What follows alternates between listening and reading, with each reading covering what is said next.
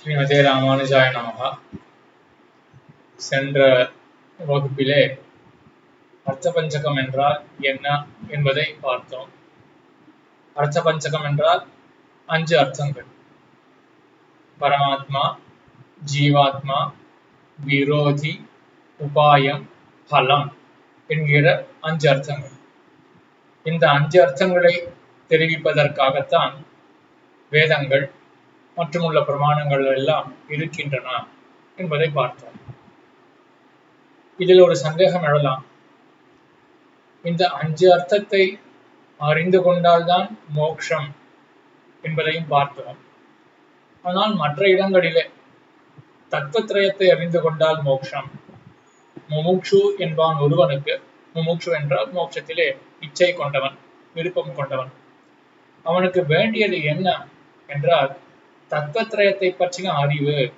அது அறிந்தால்தான் மோட்சத்தை பெற முடியும் என்று பிள்ளைலோகாச்சாரியர் தத்துவத்திரயம் என்கிற கிரந்தத்திலே சாதித்துள்ளார். தத்துவத்திரயம் என்றால் என்ன? சித்து, அச்சித்து, ஈஸ்வரன். ஆக இந்த 3 தத்துவங்களை பற்றி அறிந்தால்தான் மோட்சம் அப்படின்னு ஒரு இடத்துல இருக்கு. ஒரு பிரமாணம் சொல்றது, ஸ்வஞானம், பிராபிய ஞானம், பிராபக ஞானம் முமுக்ஷுபிஹி ஞானத்திரயம் உபாதேயம் ஏதத் அன்யத் ந கிஞ்சன. இந்த 3ஐ பற்றின ஞானம்தான் வேண்டியது, மற்றொன்றும் தேவையற்றது என்று ஸ்வஞானம், பிராபிய ஞானம், பிராபக ஞானம். ஸ்வம் என்றால் ஜீவாத்மா, பிராபியம் என்றால் அந்த ஜீவாத்மாவால் அடையப்பட வேண்டிய பிரம்மம், பிராபகம் என்றால் அடைவிக்கக்கூடிய வழி, சாதனம். இந்த 3 தத்துவங்களை பற்றி அறிந்து கொண்டால் போதும், இதை ஒழிந்த மற்றவை எல்லாம் தேவையற்றவை என்று ஒரு பிரமாணம். இந்த பிரமாணம் பிரசித்தமானது, கேள்விப்பட்டிருக்கலாம் உபன்யாசங்களிலே. ஆக அர்த்தபஞ்சகத்தை தெரிஞ்சிருந்தாதான் மோட்சம் அப்படின்னு இருக்க, மற்ற இடங்கள்லாம் இந்த மாதிரி வேறுபட்ட ஒரு ஞானம் சொல்லப்பட்டிருக்கு. மேலும் திருவாய்மொழியானது அர்த்தபஞ்சகத்தை தெரிவிக்கிறது அப்படின்னு தான் பார்க்க போறோம் மேற்கொண்டு. ஆனா இதே திருவாய்மொழியானது என்ன அர்த்தத்தை சாதிக்கிறது என்று வேதாந்தாச்சாரியர் சாதித்துள்ளார்.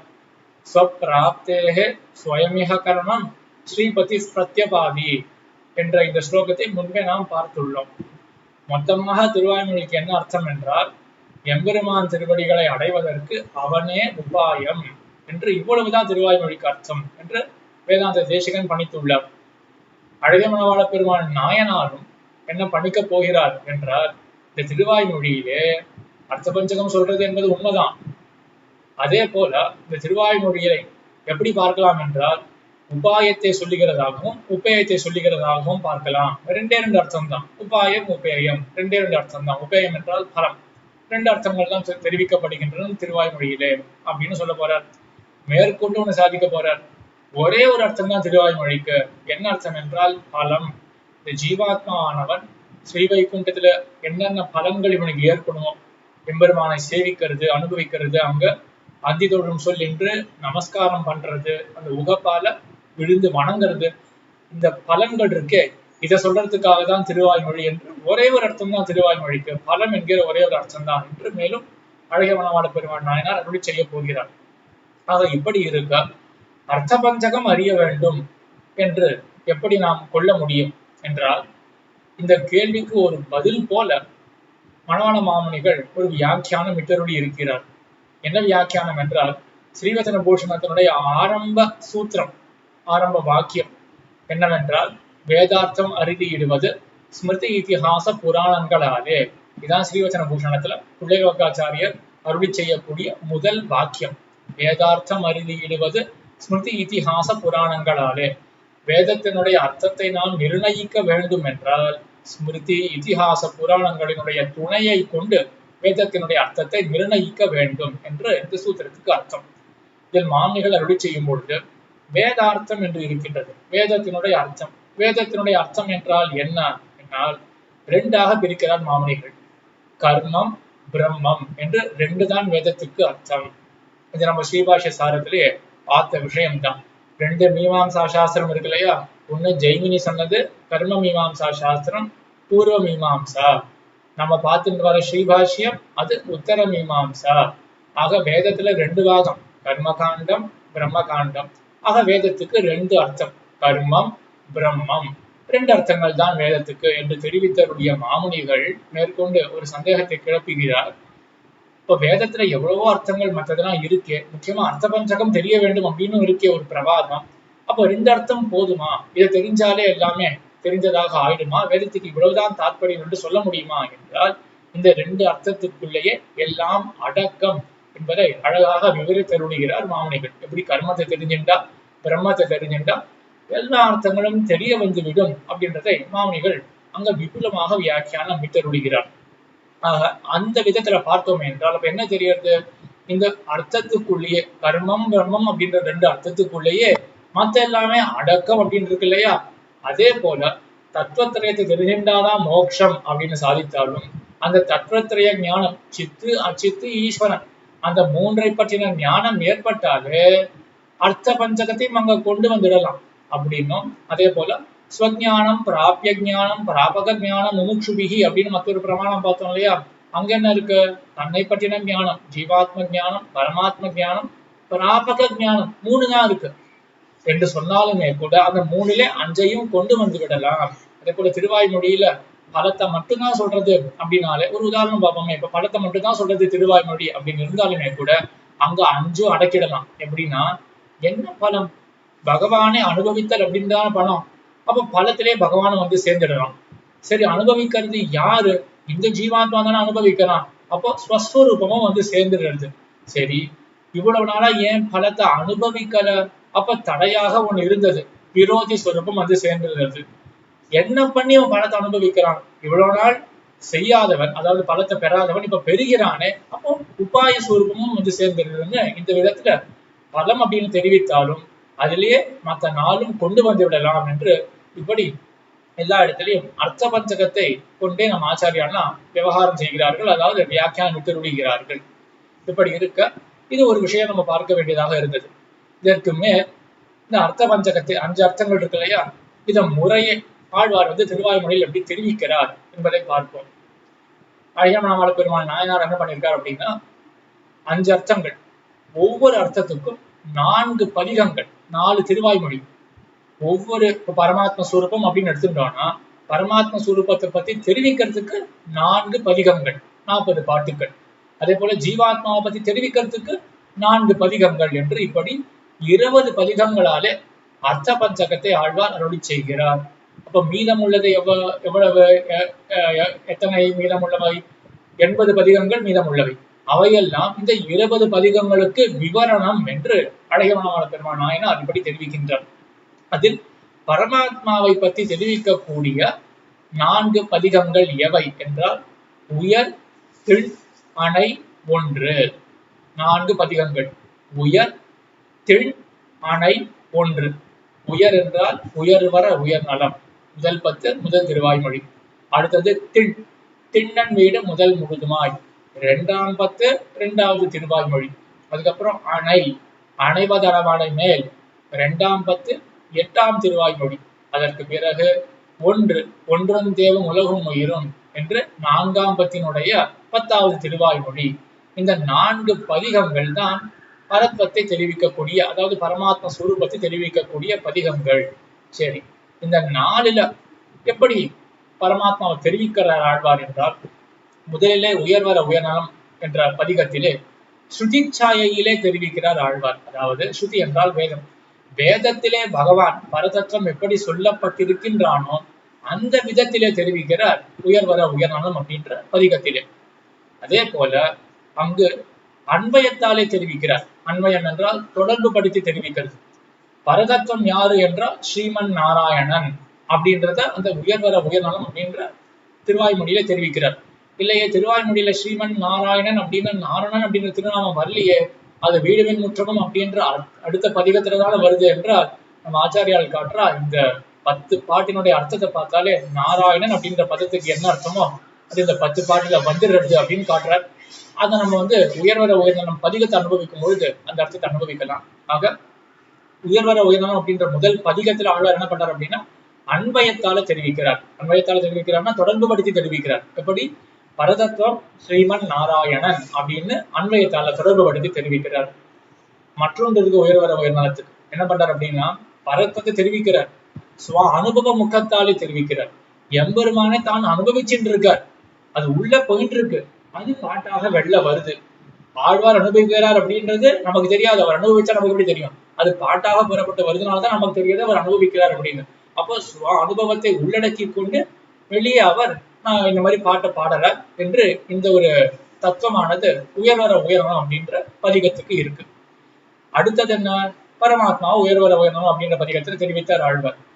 மறுபடியும் அதே பரதத்துவத்தை திண்ணன் வீடு 2ஆம் பத்தினுடைய 2வது திருவாய்மொழி அங்க தெரிவிக்கிறார். மறுபடியும் எதுக்கு பரமாத்ம சுரூபத்தை தெரிவிக்க வேண்டும் என்றால், இங்கு இதிகாச புராண பிரக்கிரியாலே தெரிவிக்கிறார்.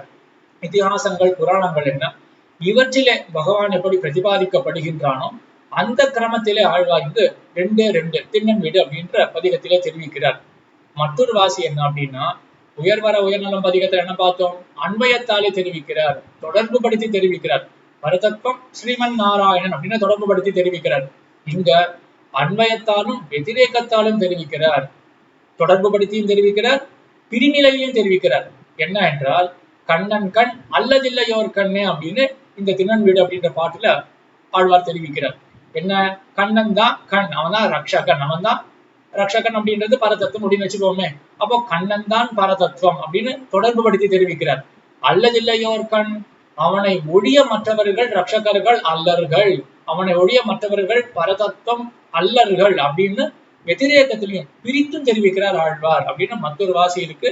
திண்ணன் வீட்டுக்கு உயர்வர உயர்நலம் அந்த பதிகத்தை பற்ற மற்றொன்னும் இருக்கு வாசி. என்னன்னா, இங்கு ஆழ்வார் பரோபதேசம் பண்றார். திண்ணன் வீடு அப்படின்ற பதிகத்துல நமக்கு பகவானுடைய பரத்தத்தை எடுத்து உரைக்கிறார். ஆனா உயர்வர உயர்நலம்ல என்னாச்சு? ஆழ்வார் தாம் அனுபவித்தார், அந்த அனுபவம் பாட்டாக புறப்பட்டு வந்தது. ஆனா இங்க அப்படி கிடையாது. இங்கு பாட்டாக புறப்படுறதுக்கு காரணம் என்ன? நமக்கு சொல்லணும், உபதேசம் பண்ணணும் அப்படின்றதுக்காக தான் ஆழ்வார் இங்க அருளி செய்கிறார். அது இந்த மாதிரி ஒரு வாசி இருக்கு உயர்வர உயர்நலம். அதே போல திண்ணன் வீடு அப்படின்றதுக்குள்ளயும் என்ன வாசி மறுபடியும் மனசிலே வைத்துக் கொள்ளலாம். உயர்வர உயர்நலம் அப்படின்ற பதிகத்திலே ஸ்ருதிச்சாயையிலே அனுபவிக்கிறார். வேதமானது எப்படி பகவானை அவனுடைய பரத்வத்தை சொல்லுமோ அந்த கிரமத்திலே ஆழ்வார் எம்பெருமானுடைய பரத்வத்தை சொன்னார் உயர்வர உயர்நலம் அப்படின்ற பதிகத்திலே. சரி, திண்ணன் வீடுல என்னாச்சு? இதிகாச புராண பிரக்கிரியிலே ஆழ்வார் எம்பெருமானுடைய பரத்வத்தை சொன்னார். மற்றொரு அர்த்தமும் சொல்லியிருக்கணும், இப்ப சொல்லிடுறேன். இந்த இதிகாச புராணத்தினுடைய கிரமத்துல சொல்றார் அப்படின்னு என்ன தாற்பயம்னா, இதிகாச புராணங்கள் எதை சொல்லும்? எம்பெருமானுடைய அவதாரத்தை சொல்லும் இல்லையா? ஆக அவதார தசையிலும் எம்பெருமானுக்கு இருக்கக்கூடிய பரத்வம் அது ஆழ்வார் இந்த திண்ணன் வீடு அப்படின்ற பதிகத்திலே தெரிவிக்கிறார். உயர்வர உயர்நலத்துல என்ன பண்ணார் ஆழ்வார்? அது பரத்வே பரத்வம். அயர் வரும் அமரர்கள் அதிபதியவனவன் அப்படின்னு தானே அங்க சொன்னார். அயர் வரும் அமரர்கள் அதிபதி என்றால் நித்திய சூரிகளுக்கு நாயகன். அவன் யாரு? ஸ்ரீ வைகுண்டநாதன், பரமபதநாதன். அந்த பரமபதநாதன் அவன் தான் பரதத்துவம், அவன் தான் எல்லாவற்றை காட்டிலும் மேம்பட்ட பொருள் அப்படின்னு அங்க சொன்னார். இங்க கண்ணன் கண் இல்ல அல்லதில்லையோர் கண்ணு அப்படின்னு கண்ணனானவன் பரதத்துவம் அப்படின்னு இங்க தெரிவிக்கிறார். என்ன சந்தேகம் வரும் அப்படின்னா, பரமபதநாதன் பரமபதத்துல இருக்கக்கூடியவன் பரம்பொருள் அப்படின்னா ஒத்துக்கலாம். அவதார தசையில மனிதர்களை போலதான் அவன் இருக்கான், அவன் பரதத்துவமா அப்படின்னு சந்தேகம் வர, அவதார தசையிலும் மனுஷிய அப்படி அவனுக்கு பரதத்துவம் தான் இருக்க, பரபரனாக எம்பெருமான் இருக்கின்றான் அப்படின்னு அதாவது விபவாவதாரத்தில் இருக்கக்கூடிய பரத்வத்தை பத்தி இந்த திண்ணன் வீடு அப்படின்ற பதிகத்திலே ஆழ்வார் அருளி செய்கிறார். ஆக அங்க வேத பிரக்கிரியாலே பரமபதநாதன் பரம்பொருள் அப்படின்னு தெரிவித்தார். இங்க இதிகாச பிரக்கிரியாலே இதிகாச புராண கிரமத்திலே விபவாவதாரன் பரம்பொருள் அப்படின்னு இங்க திண்ணன் வீடு அப்படின்ற பதிகத்திலே தெரிவித்தார். மற்றொரு வாசி என்ன? அங்க உயர்வர உயர்நலம் அப்படின்ற பதிகத்திலே அன்வயத்தால் மட்டும் தெரிவித்தார், தொடர்பு படுத்தி மட்டும் தெரிவித்தார். இங்க அன்வய வெதிரேகத்தால பிரித்தும் தெரிவிக்கிறார். கண்ணனை தவிர மற்றது பரதத்துவம் கிடையாது அப்படின்னு தள்ளியும் விடுறார். அதே போல 3வது வாசி என்ன பார்த்தோம்? அங்க சுவானுபவ முகத்தாலே தான் பகவானை அனுபவிக்கிறார், அவனுடைய பரத்வத்தை அனுபவிக்கிறார், அது பாட்டாக புறப்பட்டு வருகின்றது. இங்க பரோபதேசம், இங்க நமக்கு அறிவிக்கிறதுக்காக தான் இங்க பாட்டையே பாடறார் என்று இந்த ஒரு வாசி திண்ணன் வீடு அப்படின்றதுக்கு. ஆக 2 பதிகம் பார்த்தோம். உயர் திண், அடுத்தது அணை, அணைவது அரவணை மேல் அப்படின்றது 2ஆம் பத்தினுடைய 8வது திருவாய்மொழி. இதுல என்ன பரத்தம், எப்படி பரமாத்மாவை தெரிவிக்கிறார் என்றால், எம்பெருமான் மோக்ஷப்பிரதன், மோட்சத்தை கொடுக்க வல்லவன் அப்படின்னு அந்த மோக்ஷப்பிரதத்துவம் அப்படின்ற தன்மை இந்த 2:8 அப்படின்ற திருவாய்மொழிக்கு விஷயமாக ஆகிறது. பகவான் பரபரன், எல்லாவற்றை காட்டிலும் மேம்பட்டவன். அப்படின்றதுக்கு ரெண்டு அடையாளங்கள். என்ன அடையாளங்கள் என்றால் ஜகத் காரணத்துவம், அதே போல மோட்ச பிரதத்துவம். உலகத்தை எல்லாம் எது படைக்கின்றதோ அதுதான் பிரம்மம், அதுதான் இருக்கிறதுலே உயர்ந்த பொருள் என்று ஒன்று. அதே போல மோட்சத்தை எது கொடுக்க வல்லதோ அதுதான் பரம்பொருள் என்று மற்றொன்று. ஆக முன்பெல்லாம் எம்பெருமானுடைய ஜகத்காரணத்துவத்தை இட்டு அவன் பரபரன் என்று தெரிவித்து, இப்பொழுது ஆழ்வார் என்ன பண்றார்? 2:8 அணைவது அரவணமே அப்படின்ற திருவாய்மொழியில எம்பெருமான் மோட்சத்தை கொடுக்கின்றான், அவன்தான் பராத்பரன் என்று பரமாத்மனுடைய சொரூபத்தை இப்படி தெரிவிக்கிறார். மோட்சத்தை கொடுக்க வல்லவன் அப்படின்ற ஒரு அர்த்தத்தை 2:8 தெரிவிக்கிறார். இதற்கு பிறகு ஒன்றும் தெய்வம் அப்படின்னு 4:10 4ஆம் பத்தினுடைய 10வது திருவாய்மொழி, அதுல ஆழ்வார் மறுபடியும் வெம்பெருமானுடைய பரத்வத்தை தெரிவிக்கிறார். இங்க எதற்காக மறுபடியும் தெரிவிக்கிறார் என்றால், இங்க அர்ச்சாவதாரத்துல பரத்வம். 2 திருநெல்வேலியில என்ன பார்த்தோம்? அங்க அவதார தசையில இருக்கக்கூடிய பரத்வம் அங்க தெரிவிக்கப்பட்டது அப்படின்னு பார்த்தோம் இல்லையா? இங்க ஒன்றும் தெய்வம் அப்படின்ற பதிகத்துல அர்ச்சாவதார தசையில இருக்கக்கூடிய பரத்வம். விபவாவதார தசையில சந்தேகம் வருது, நம்ம போல இவன் மனுஷன் தானா அப்படின்னு சந்தேகம் வர அங்க பரத்வம் எம்பெருமானுக்கு உண்டு அப்படின்னு தெரிவிக்க வேண்டி இருந்தது. அங்கேயே அவன் மனுஷன் தான் அப்படின்னு சந்தேகம் வந்ததுன்னா இங்க அர்ச்சாவதாரத்துல ஏன் சந்தேகம் வராது? நான் ஏற்படுத்தி கொடுத்த ஒரு பொருள், கல்லோ மண்ணோ பொண்ணோ ஏதோ ஒண்ணு, அதுல ஒரு விக்கிரகம் பண்ணி அதுல எம்பெருமான் இருக்கானா, இவ்வளவுதான் எம்பெருமானா, அவங்க ஒரு அடி அசைய முடியாது, நான் தான் இடம் பண்ணவனா, இவ்வளவுதான் எம்பெருமானா அப்படின்னு சந்தேகம் ஒண்ணும் இல்லையா? இந்த அர்ச்சாவதார தசையில கூட அவன் தான் சர்வஸ்மாத் பரன், பரபரன் அப்படின்னு இந்த ஒன்றும் தெய்வம் அப்படின்ற பதிகத்துல அர்ச்சாவதாரத்தில் இருக்கக்கூடிய பரத்வத்தை ஆழ்வார் தெரிவிக்கிறார். ஆக 4 பதிகங்கள், உயர் திண் அணை ஒன்று, இந்த 4 பதிகங்களும் எம்பெருமானுடைய பரத்வத்தை சொல்ல வந்தன. அதுல உயர்வர உயர்ணம் அப்படின்றது பரமபதநாதனுடைய பரத்வம், பரத்தே பரத்துவம் அப்படின்னு சொல்லுவார்கள். அங்க ஆழ்வார் அனுபவிக்கிறார், அன்பயத்திலே சொல்லுகிறார், கூட்டி சொல்லுகிறார். எம்பெருமான் ஸ்ரீமன் நாராயணன் அவன்தான் பரதத்துவம் அப்படின்னு கூட்டி மட்டும் சொல்லுகிறார். அடுத்தது தென்னன் வீடு அப்படின்ற பதிகத்திலே வெதிரேக்கத்திலும் சொல்லுகிறார், எம்பெருமானை ஒழிந்தவர்கள் பரதத்துவர் அல்லர்கள் என்று வெதிரேக்கத்திலும் ஆழ்வார் சொல்லுகிறார். அது தென்னன் வீடுன்றது இதிகாச புராண பிரக்கிரியிலே சொல்லுகிறார். அதாவது விபவாவதாரத்துக்குள்ள இருக்கக்கூடிய பரத்வத்தை உபதேசிக்கிறார் ஆழ்வார் திருநன் வீட்டிலே. அதுக்கப்புறம் 2:8 அணைவது அரவணமே, அங்கு எம்பெருமான் மோட்சத்தை கொடுக்க வல்லவன், மோட்ச பிரதத்துவம் அப்படின்ற ஒரு குணமானது அங்க பேசப்படுகின்றது. அந்த மோட்ச பிரதத்துவம் தான் பரத்வத்துக்கு ஒரு லிங்கம், ஒரு அடையாளம். ஏன்னா யார் பரதத்துவம் அப்படின்னு தெரிஞ்சுக்கணும்னா எப்படி தெரிஞ்சுக்க முடியும்? நம்ம ஸ்ரீபாஷத்துல ஒண்ணு பார்த்தோம், எதனால உலகம் படைக்கப்படுகின்றதோ அதுதான் பிரம்மம் அப்படின்னு. அதே போல இங்க மற்றொரு அடையாளம் தெரிவிக்கப்படுறது, எது மோட்சத்தை கொடுக்கக்கூடியதோ அதுதான் பரதத்துவம் அப்படின்ற அந்த அடையாளமானது 2:8 அப்படின்ற பதிகத்துக்கு விஷயமாச்சு. அதுக்கப்புறம் 4:10 ஒன்றும் தேவம் அப்படின்ற பதிகத்திலே அர்ச்சாவதார தசையிலும் எம்பெருமான் பரபரமாக இருக்கிறான் என்று இப்படி 4 விதமாக பரத்வத்தை ஆழ்வார் உபபாதித்தார். இதற்கு மேற்கொண்டு அப்போ ஒரு தத்துவத்தை பார்த்திருக்கோம், என்ன பரமாத்மா அப்படின்னு அர்த்த பஞ்சகத்துல ஒரு அர்த்தத்தை பார்த்திருக்கோம். மேற்கொண்டு அடுத்தது மற்ற 4 அர்த்தத்தையும் கிரமமாக அனுபவித்து வரலாம் என்று சொல்லி அமைகிறேன். ஆழ்வார் திருவடிகளே சரணம், எம்பெருமானார் திருவடிகளே சரணம், ஜீயர் திருவடிகளே சரணம்.